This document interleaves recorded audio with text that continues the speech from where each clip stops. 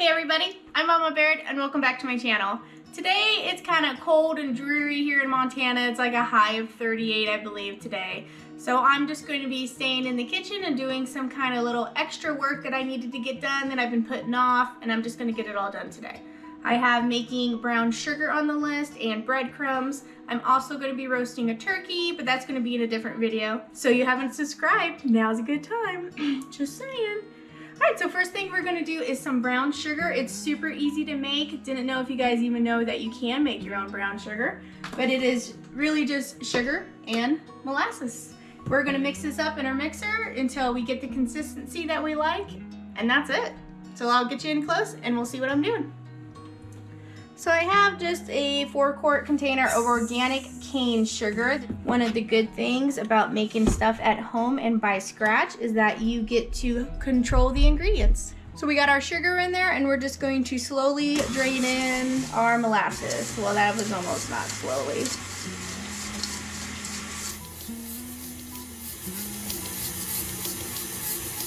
It'll mix in with the sugar, and then I'm not even measuring, I'm just kind of eyeballing. Having homemade brown sugar will keep you, well, let's lock her up here. This stuff will not clump like store-bought brown sugar because you're making it fresh. Stuff that sits on the shelf for a long time, like way longer than you would think that it does. And just like that, we got organic cane brown sugar that would have cost triple the price if we would have bought this at the store. I'm going to get these sides scraped here. Right, scrape down these molasses down here a little bit. And you guys, look at that. Looks beautiful. Ready for cookies, oatmeal, whatever your brown sugar heart desires. Oh my gosh. You can also do the same thing to make your own powdered sugar. You just take your organic cane sugar or whatever sugar you prefer and you throw it in a blender and let it go, and that'll make powdered sugar. If you were to buy organic powdered sugar, it again would also cost around triple if not quadruple the price than just buying cane sugar in bulk and then making your own sugar from there.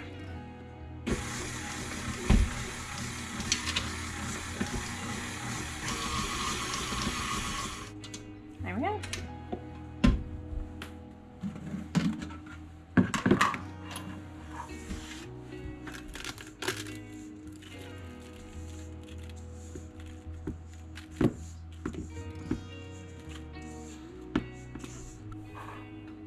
Man, how easy was that, right?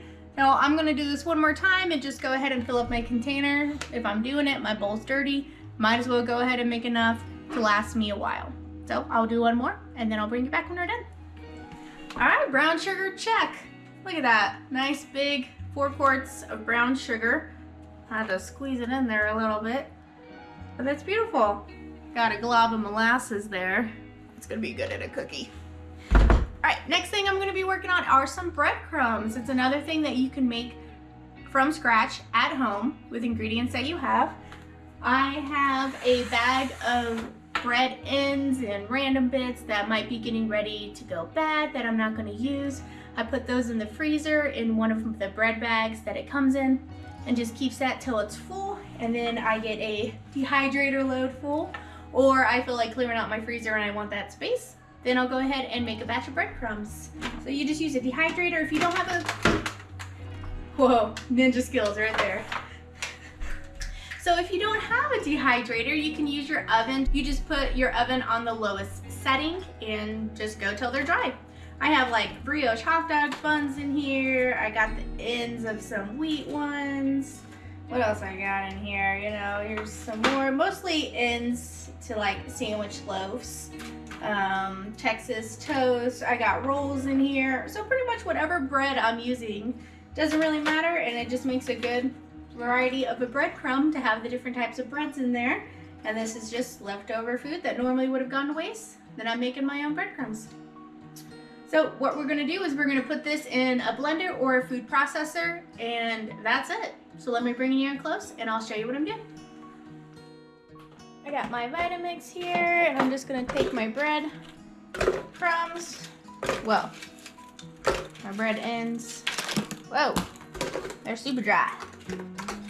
Like my sense of humor. I thought it was funny. Okay, you're just gonna shove them in there, put on the lid and let her go.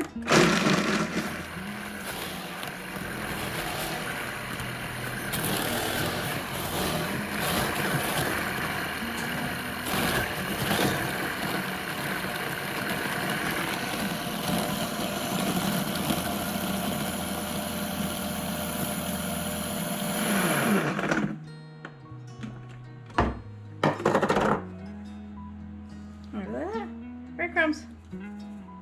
It's probably super fine because it's a blender. A food processor would work good for this, but I'm determined to not have an extra piece of equipment in my kitchen. So these will also work great.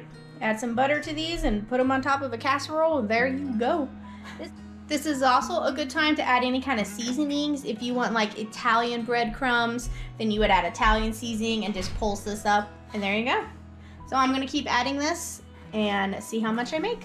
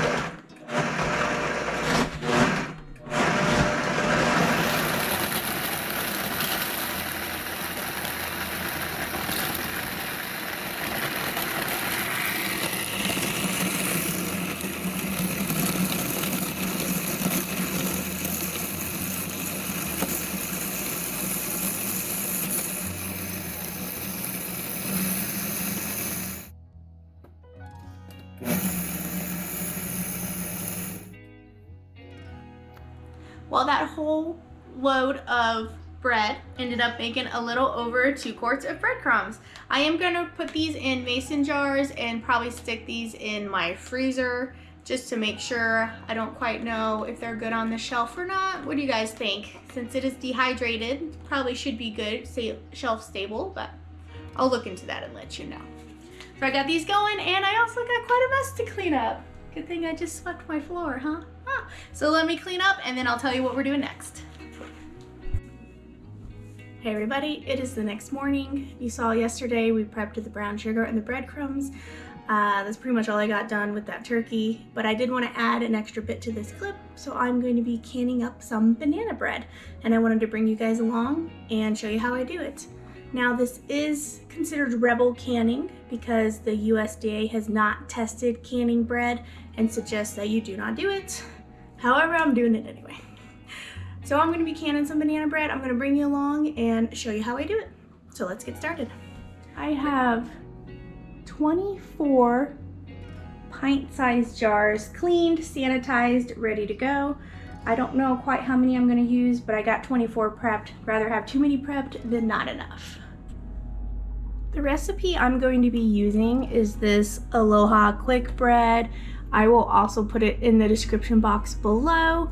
It's part of the Taste of Home winning recipe books. I love these Taste of Home books. They have some really good stuff, and that's what I'm going to be using. I'm going to change it up a little bit, just a smidgen. So I'm going to times this particular one by 3. So I'm going to use 1.5 cups of butter. And it called for 1 cup of sugar per batch, which I think is a little much. So I'm just going to do 1.5 cups versus 3 cups of sugar. I'm going to do 1.5 of our brown sugar versus 3 cups of regular sugar. I just don't think the bread needs all that much. All right, and we're going to cream this together. It's locked. Make sure she's locked up.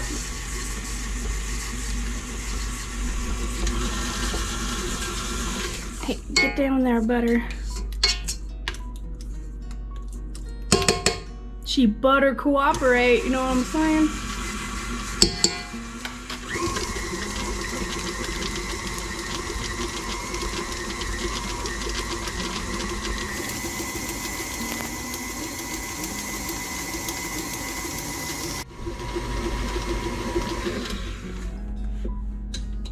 I'm gonna stop and scrape it up so you can see there's chunks of butter there.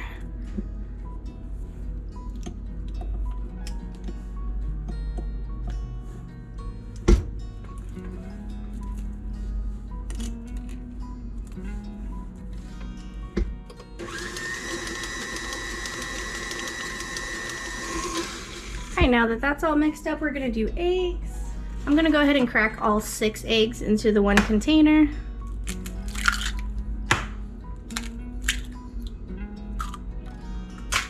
Also to the eggs, I'm gonna add the vanilla. I'm gonna do 3 teaspoons.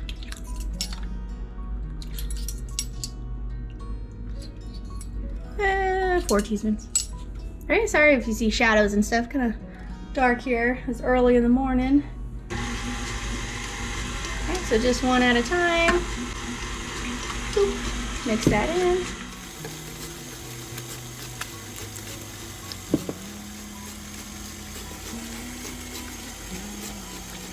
Alright, eggs are in. I'm gonna take this opportunity to scrape my bowl.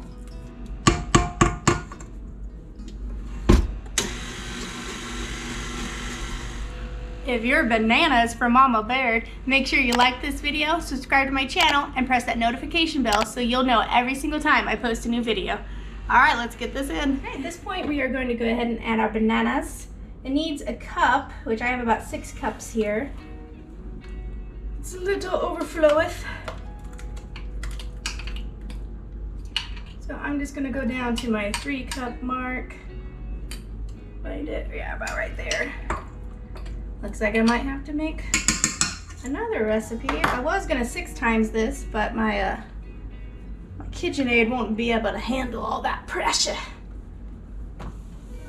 Okay, that's better. Clean counter. Okay, and then also gonna call for a 1/4 cup of milk, so we're 3 timing it, so 3/4 of a cup of milk. And that's just 2%. Mix this up. Oh, don't make a mess. Ugh. Oh, just a smidgen of a mess, not too bad. I'll take it. Alright, mix that all up. And then in this bowl, I have 6 cups of flour, 3 teaspoons of, and a hair. That's nice. Who put that in there? I want to talk to the manager. 6 cups of flour, 3 teaspoons of cinnamon, 3 teaspoons of baking soda, and then 1.5 teaspoons of salt. This recipe did not call for cinnamon, which I think is just crazy to not put cinnamon in anything banana. So I added the cinnamon. And that's the good thing about it. You can add spices and stuff to baking if you want to put a little more of that. And that's one thing that you can compromise in the baking. All right, let's get a little bit of this in. Oh, Mama Bear, don't make a mess.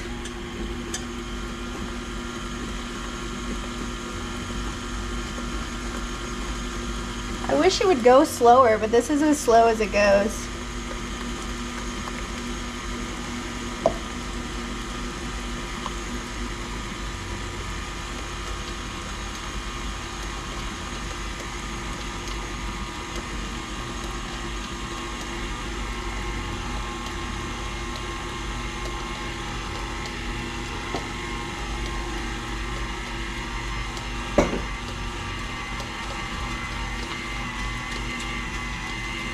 All right, I'm gonna stop it right there and then hand mix it the rest of the way.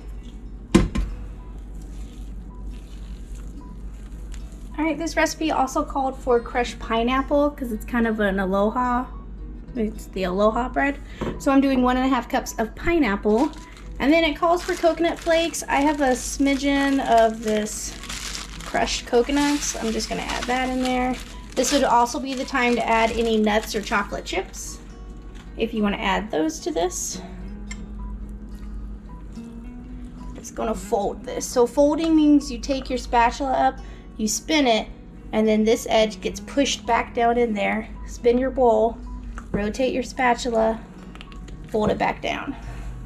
So you use this technique when you don't want to over mix your batter or deflate anything like egg whites and stuff like that. You will use this folding technique. Make sure you're scraping the bottom of the bowl. Get all those up. And there's our banana bread. Next thing you want to do is get your spray and spray your jars. Now with your jars, you have to have wide mouth. I mean, you could put them in a smaller, regular mouth, but they will be very difficult to get out. This one, you just spray these, and then by the time you try to get the cake out, it'll just slide right out. Another thing I did was make sure that I just have one rack in my oven, because these are quite high, and I put it in the middle so they fit perfectly in my oven. And then you're gonna fill it up about halfway. You do not want this to overflow, because remember, we gotta put a lid on it.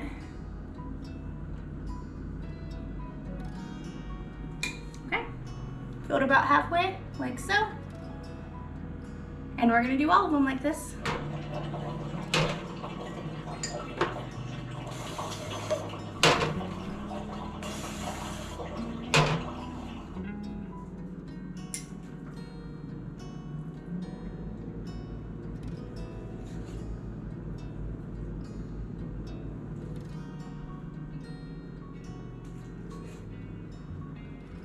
So that triple batch got me 11 jars. I'm gonna take the opportunity at this point to wipe the rims, because once the cake, they're gonna be hot and cake's gonna be on there, the bread. So now's a good time to wipe these before you get them in the oven. Get your seals nice and clean. I'm also gonna come around and get these with vinegar, just to make sure it fights any of that grease from the butter and the spray. So just a towel with some white vinegar, wipe the rims, make sure you cut any of that grease. And then we're gonna bake these at 325. I'm gonna set the timer for 15 minutes and then check it from there. That's a kid.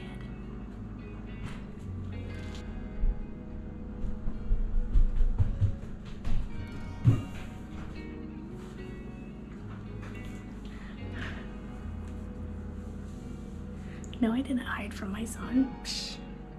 One of the things I wanted to talk to you guys about is that whenever you're using your jars, you want to make sure that you're checking the rim for any kind of damage.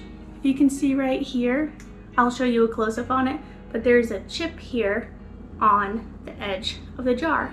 So that would completely mess up the seal. That's something you want to take into consideration whenever you're washing them and you're feeling. You want to really feel around the top of your rim to see. So this one's still usable. I could use this for dry storage or something for the freezer. That's fine, but it would not be suitable for canning in any way because the lid would not seal the way that you would like. So that's the kind of stuff you need to inspect when you're cleaning your jars, is look for any kind of cracks in the jar or any kind of hairline fractures or cracks along, because that's what's going to make your jar explode in the canner or make your product not seal, because it's gonna get air in there and it'll make it go bad.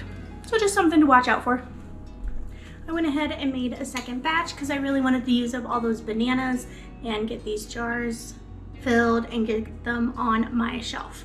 So the only difference in this batch is that I do not have the coconut because I ran out with that first one. But other than that, it's exactly the same. And I'm gonna get these in the jar waiting for when the other ones come out the oven. I can do the good old switcheroo and get those ones baking. All right, these bad boys have been in here for 35 minutes. We're gonna take them out and see how they look.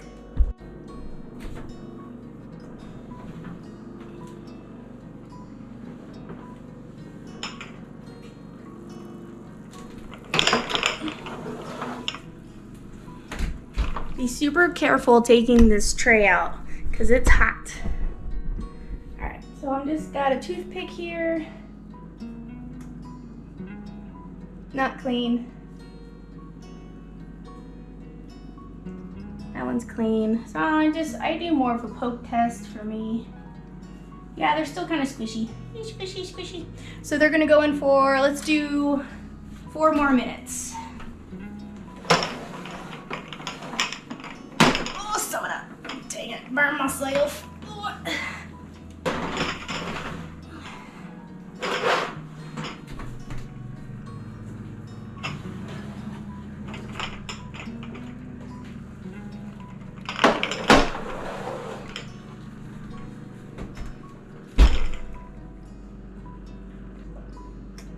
I'm gonna do like 2 more minutes. I just You don't want these to be too wet. Okay. Two more minutes. That's it. Final answer. 2 more minutes.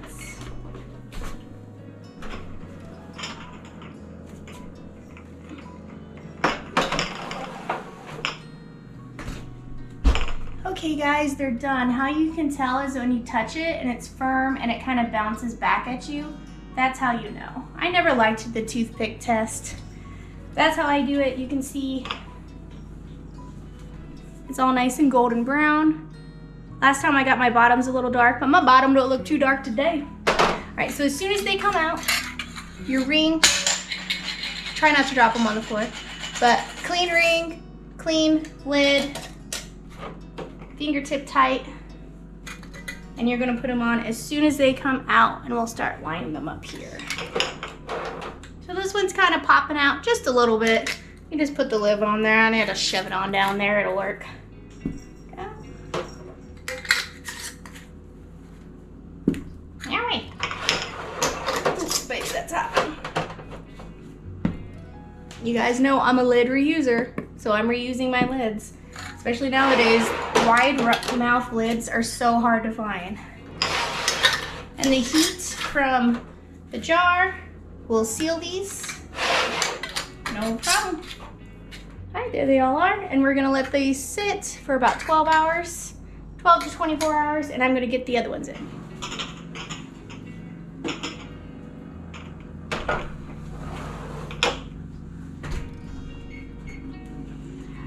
Alright guys, these last round of banana bread is out. You can see it's nice and golden brown on top. That's what you're looking for. Puff them. You come back up. Perfect.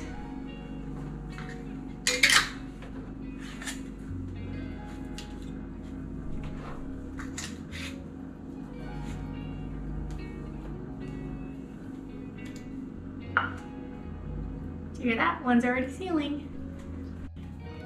All the ones we took out before are over here, and as you can see, they have already sealed, and then they're getting kind of wet on the outside, which is totally normal. That's the way they're gonna look because you're trapping all that steam in there that normally would release, but that's what's gonna help that slide out of the can.